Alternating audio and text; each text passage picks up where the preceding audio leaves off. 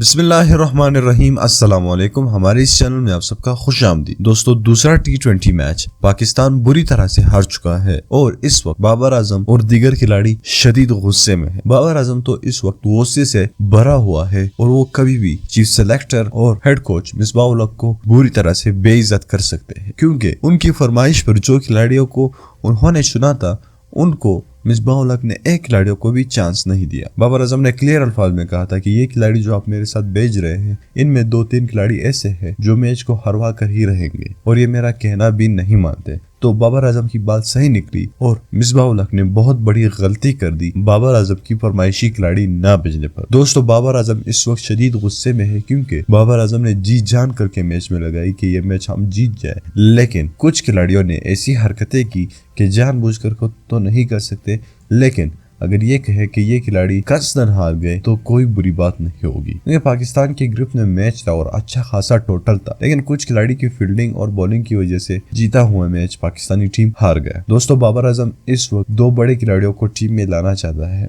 जिसमें सबसे पहला नाम है शर्जील खान और दूसरा खिलाड़ी है इमरान नजीर। दोस्तों, इमरान नजीर वो खिलाड़ी है जो अब भी उस पे बहुत क्रिकेट बाकी। इमरान नजीर के साथ साथ मोहम्मद आसिफ को भी बाबर आजम पाकिस्तानी T20 टीम में लाना चाहता है, क्योंकि ये तीनों वो खिलाड़ी है जिनसे अब भी दुनिया डरती है। दोस्तों, मोहम्मद आसिफ की तरह स्विंग बॉलिंग और बॉलिंग अटैक किसी के बाप की जरूरत नहीं थी कि उनके सामने 2 ओवर टिक जाए। आजकल के बैट्समैन तो कभी भी मोहम्मद आसिफ के सामने नहीं झुक सकेंगे और इन पिचेस पर मोहम्मद आसिफ की गेंद ऐसी लगती है जैसी बुलेट। दोस्तों, मोहम्मद आसिफ के साथ साथ शर्जील खान जो कि वर्ल्ड क्लास बैट्समैन है और किसी भी टीम की बॉलिंग अटैक को तहस नहस करके रख सकता है। इन तीनों का कॉम्बिनेशन दुनियाई क्रिकेट के लिए काफी बड़ा चैलेंज होगा। दोस्तों, बाबर आजम की कोशिशों की वजह से अब थोड़े बहुत चांसेस बाकी रह गए हैं, क्योंकि यूनुस खान भी इन खिलाड़ियों के हक में आ गया है, लेकिन मिसबाह उल हक एक बहुत बड़ा दीवार है इनके बीच में। खैर, मिसबाह उल हक का तो खैर है, इंशाल्लाह तीसरे मैच में किसी इन 3 खिलाड़ियों में से एक खिलाड़ी को चांस मिल जाएगा।